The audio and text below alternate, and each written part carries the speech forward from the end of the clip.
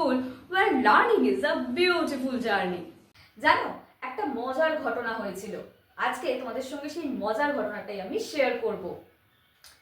একবার কি হলো, সাবজেক্ট, ভার্ব আর যত পার্টস অফ স্পিচেরা ছিল সবাই একসাথে গোল বৈঠকে বসলো।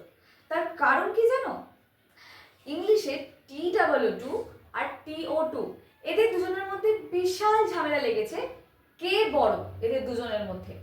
তখন এই সব সাবজেক্ট, তারপরে তোমার অবজেক্ট, এরা সবাই মিলে পার্টস অফ স্পিচ একসাথে গোল বৈঠকে বসলো যে না, এবার এদের ঝামেলাটা এত বাড়াবাড়ি জায়গায় পৌঁছে যাচ্ছে, আর এটা হতে দেওয়া চলবে না, একটা সমাধানে আসতে হবে। তাই জন্য সবাই একসাথে একদিন গোল বৈঠকে বসলো। সঙ্গে রইল TO2 প্লাস TOO2। সাবজেক্ট যেহেতু হেড ছিল এদের মধ্যে, তাই ডিসাইড করলো পুরো সেন্টেন্স স্ট্রাকচারে এরা দুজনেই থাকবে, বা এরা দুজনেই ইংলিশ গ্রামারে সমান প্রাধান্য পাবে। আর সেখান থেকেই আমাদের ইংলিশ পেয়ে গেল একটা নতুন স্ট্রাকচার ইন ইংলিশ গ্রামার। তাহলে চলো সেই স্ট্রাকচারটা কি এবং কিভাবে ইউজ করতে হয় ফানি স্ট্রাকচারটা একবার সুন্দরভাবে দেখে নেওয়া যাক।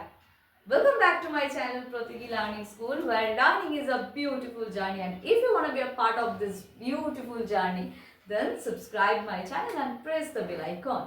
তাহলে চলো আর বেশি দেরি না করে দেখে নেওয়া যাক কিভাবে আমরা ইউজ করতে পারি একই স্ট্রাকচারের মধ্যে টু আর টু। ঠিক আছে, চলো। Structure: subject plus be verb plus two plus adjective or adverb plus two plus word with rest of the sentence.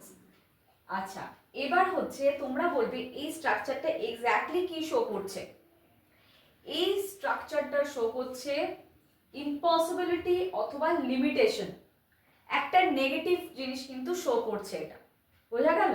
তাহলে আমরা বা সেমি নেগেটিভ ব্যাপার এই স্ট্রাকচারটার মধ্যে কিন্তু থাকছে, এক্সপ্রেশন। ঠিক আছে, এবার আমরা দেখব যে এর এক্সাম্পল কি রয়েছে। আচ্ছা, এখানে দুটো এক্সাম্পল আমি লিখে দিয়েছি, এরপর আরো কিছু এক্সাম্পলস তোমরা দেখতে পাবে। চলো। She is too busy to join the meeting. She is too busy, too মানে ভীষণ ব্যস্ত, to join the meeting, meeting join করতে। ঠিক আছে, মিটিং জয়েন করার জন্য সে ভীষণ ব্যস্ত রয়েছে, তাই সে মিটিং জয়েন করতে পারছে না। এটাই হচ্ছে তার অ্যাকচুয়াল এক্সপ্রেশনটা। তো এটাকে আমরা এইভাবে বোঝাচ্ছি যে she is too busy to join the meeting. Next কি, the box was too heavy to lift. বক্সটা ভীষণ ভারী ছিল, লিফট করার জন্য মানে তোলার জন্য, বোঝা গেল? তো মানে এত ভারী ছিল যে বক্সটা তোলাই যাচ্ছিল না। এক কথায় একটা নেগেটিভ পার্সপেক্টিভ কিন্তু তৈরি করছে এই স্ট্রাকচারটা, বোঝা গেল? এইভাবেই কিন্তু আমরা সেন্টেন্সগুলো তৈরি করতে পারবো। এবার কি কি সেন্টেন্স বা কি কি এক্সাম্পলস আছে চলো একটু দেখে নিই। এখানে তোমরা দেখতে পাচ্ছ কিছু লেসন দেওয়া রয়েছে, এইগুলো প্র্যাকটিস করো। তাছাড়াও আরও কিছু লেসন আমি তোমাদেরকে দেব।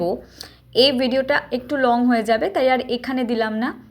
আমি নেক্সট একটা ক্লাস আনবো যেখানে তোমাদেরকে আমি শেয়ার করে দেব আরও কিছু এই স্ট্রাকচারের ওপরে নতুন সেন্টেন্সেস প্লাস কিছু এক্সারসাইজেস, যেটা তোমাদের প্রত্যেককেই হেল্প করবে জিনিসটা লার্ন করতে, অ্যাজ ওয়েল অ্যাজ তোমরা বুঝতে পারবে প্র্যাকটিস করে যেটা কীভাবে এক্সিকিউট করতে হয় বা ইউটিলাইজ করতে হয় কী করে এই স্ট্রাকচারটাকে।